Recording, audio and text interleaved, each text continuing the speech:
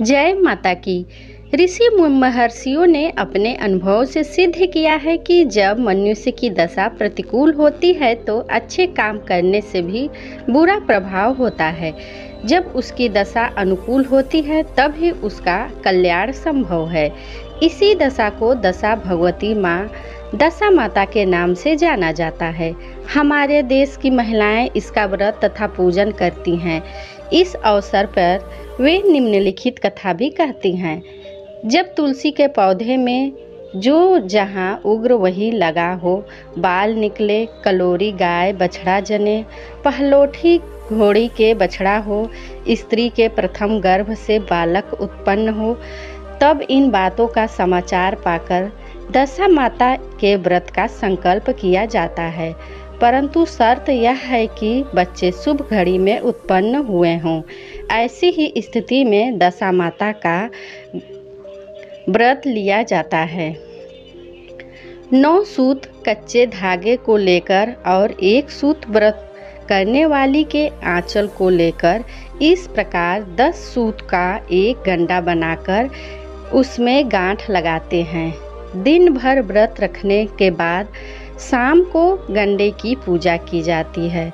9 व्रत तक तो शाम को पूजा होती है, परंतु 10वें व्रत में दोपहर से पहले पूजा की जाती है। जिस दिन दशा माता का व्रत रखा जाए उस दिन जब तक पूजा न हो जाए किसी को कोई वस्तु यहाँ तक कि आग तक नहीं देते हैं। पूजा से पहले उस दिन किसी का स्वागत भी नहीं करना चाहिए। एक नोक वाले पान पर चंदन से दशा माता की प्रतिमा बनाई जाती है। पृथ्वी को लीपकर चौक पर उस पर पटिया रखते हैं। पटरे पर पान को रखते हैं। पान के ऊपर गंडे को दूध में भिगोकर रख देते हैं। हल्दी, पुष्प और अक्षत से गंडे की पूजा की जाती है और घी, गुड़, बतासा आदि का भोग लगाते हैं।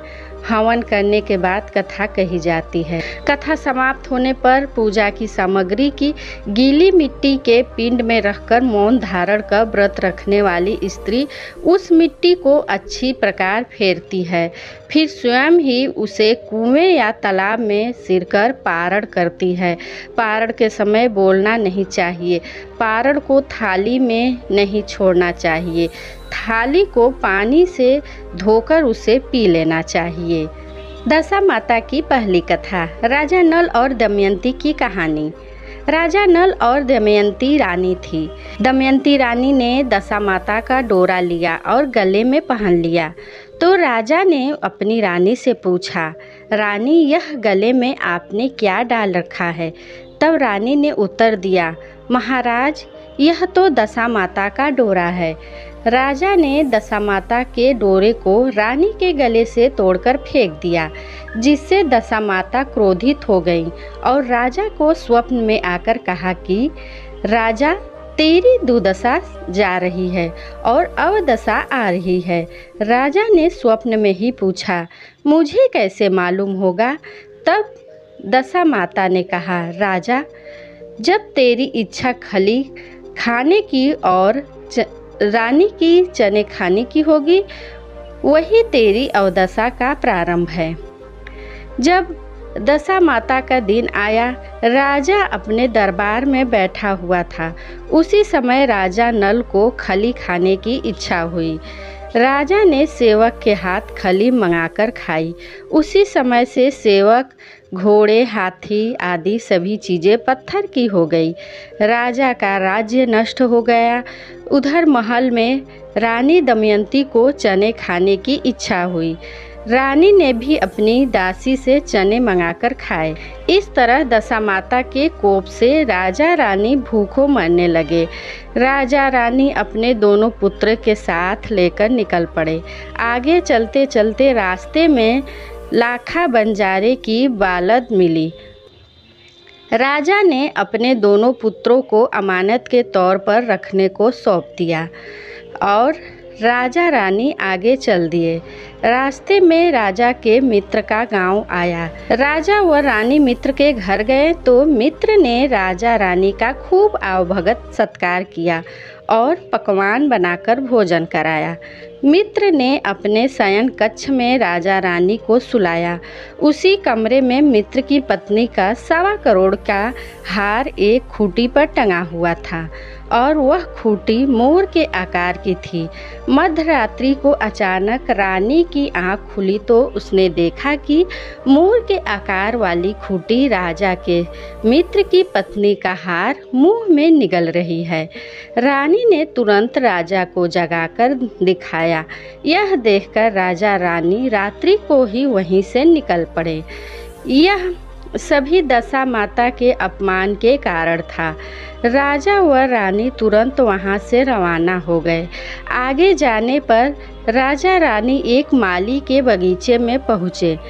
इन दोनों के वहां जाते ही अच्छी फुलवारी मुरझा गई और दूब सूख गई। मालिन बोली, ऐसा न जाने कौन अपशकुनी आई कि जिससे पूरा बगीचा ही सूख गया। राजा रानी वहां से भी रात विश्राम करके भागे। आगे एक कुम्हार के घर गए। उस कुम्हार के यहाँ चाक पर सोने के कलश उतरते थे। जब राजा रानी की नज़र पड़ी तो टूटे फूटे मिट्टी के कलश उतरने लगे। यह देख वही बात कुम्हार ने भी कही तो मालिन ने कही थी। वहाँ से भी राजा रानी को रात में ही निकल जाना पड़ा। आगे राजा रानी एक गौली के यहाँ पहुँचे। उस गौली की गाय 1.25 घड़ा दूध रोजाना देती थी, लेकिन राजा रानी की नज़र पड़ते ही गाय ने दूध देना बंद कर दिया। तब गौली ने भी वही बात कही तो मालिन ने कही थी। आगे चलते हुए राजा रानी अपनी बहन के घर पहुँचे। गांव के बाहर रुककर राजा ने अपनी बहन की दासियों के यहाँ खबर भेजी कि आपके भाई आए हैं। राजा की बहन ने अपनी दासी से पूछा, मेरा भाई कैसी दशा में है? दासी ने कहा, दोनों बहुत ही बुरी दशा में है। यह सुनकर राजा की बहन एक थाली में रोटी व कांदे रखकर अपने भाई से मिलने गई। भाई ने अपने हिस्से की रोटी को कांदे के साथ खा लिया, लेकिन भाभी ने अपने हिस्से की रोटी और कांदा उसी जगह का गड्ढा करके धरती में गाड़ दिया। आगे जाने के बाद जब एक गांव में राजा रानी पहुँचे तो वहां का नगर सेठ पूरे गांव को भोजन करा रहा था। राजा ने रानी से कहा, तुम यहाँ नदी में मछली पकड़कर भूनो, तब तक मैं भी भोजन की एक पत्तल ले आता हूँ। रानी ने मछली पकड़ी और उनको भूना, लेकिन दशा माता के कोप से पानी की लहर आई और भुनी हुई सारी मछलियां जीवित होकर पानी में चली गई। उधर जब राजा भोजन की पत्तल लेकर आ रहा था तो चील ने झपट्टा मारा और पत्तल लेकर उड़ गया। चील के झपट्टा मारते ही चावल का एक दाना राजा की मूंछ पर चिपक गया। राजा को खाली हाथ और मूंछ पर चावल चिपका हुआ देख रानी के मन में आया कि राजा भोजन खुद खा गया, और रानी को खाली बैठा देख राजा मन में सोचने लगा कि रानी सभी मछलियां खुद खा गईं, लेकिन किसी ने भी किसी को कुछ नहीं कहा और आगे चल पड़े। चलते चलते दोनों रानी के मायके जा पहुँचे। दोनों ने अपना भेष और नाम बदलकर नौकरी के लिए याचना की। तब राजा को घोड़े की घुड़साल में और रानी को वहाँ की महारानी का श्रृंगार करने की नौकरी मिल गई। राजा रानी दोनों नौकरी करते रहे। जब 1 साल हुआ और फिर दशा माता का व्रत आया तब राजा रानी से बोली, आज की कमाई से भोजन बनाने का सामान ले आना। आज हम लोग अलग अलग भोजन बनाएंगे। राजमहल में आज हम भोजन नहीं करेंगे। राजा भोजन का सभी सामान ले आया। तब रानी ने भोजन बनाया और दशा माता के पूजन की तैयारी की। जब रानी दमयंती महल की रानियों के साथ मिलकर दशा माता का पूजन कर पीपल की परिक्रमा करके सबके साथ कर रही थी, तभी दमयंती की पैर से कंकु के पैर बन रहे थे।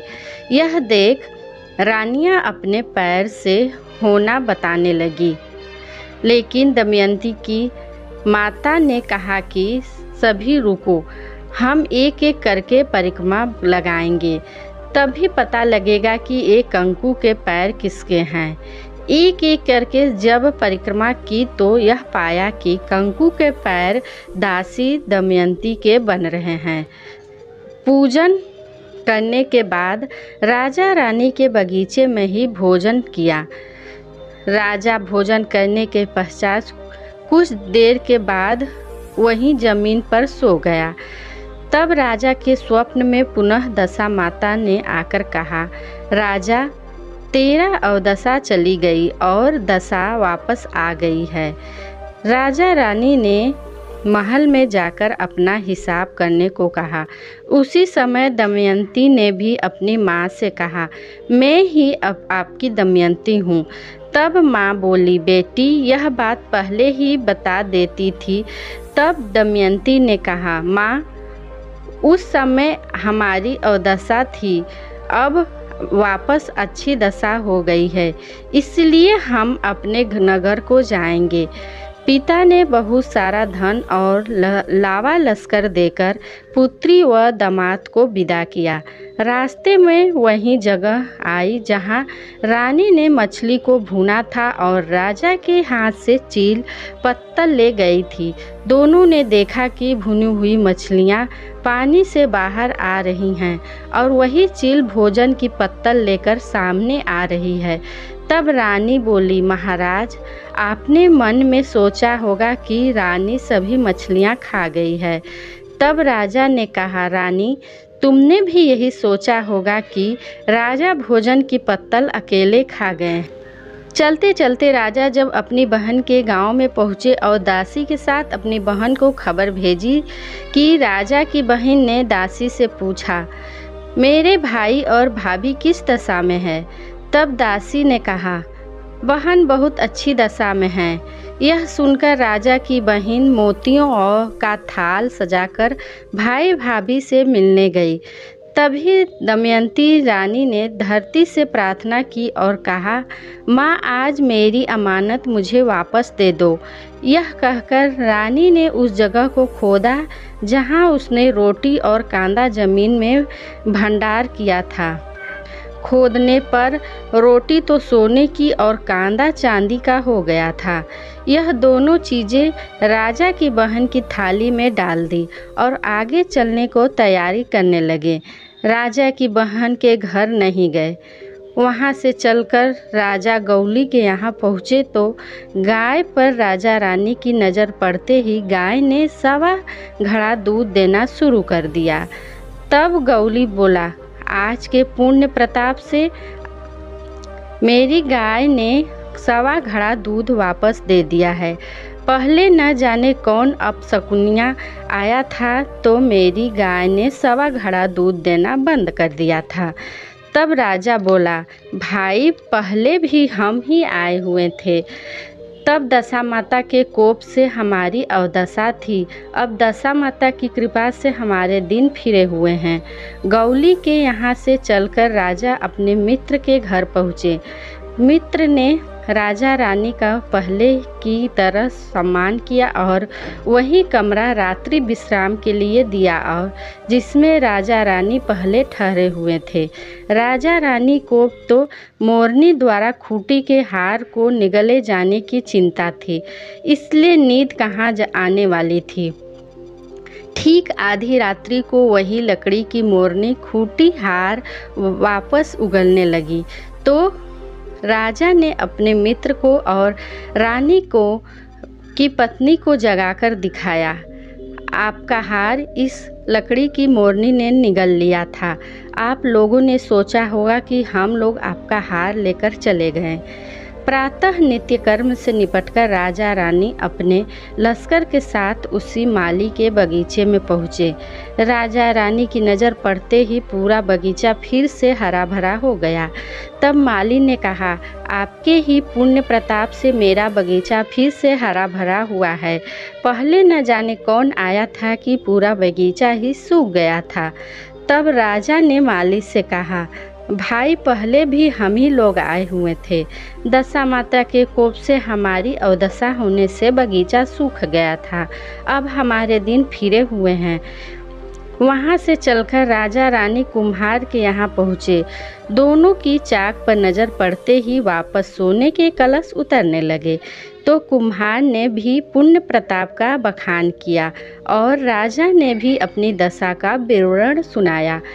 सभी ओर से निवृत्त होकर राजा रानी लाखा बंजारा के यहाँ अपने दोनों पुत्रों को लेने पहुँचे, लेकिन बंजारन ने दोनों पुत्रों को देने से मना कर दिया और कहने लगी कि दोनों पुत्र मेरे पुत्र हैं, और रानी से यह कह भी रही थी कि ये दोनों मेरे पुत्र हैं।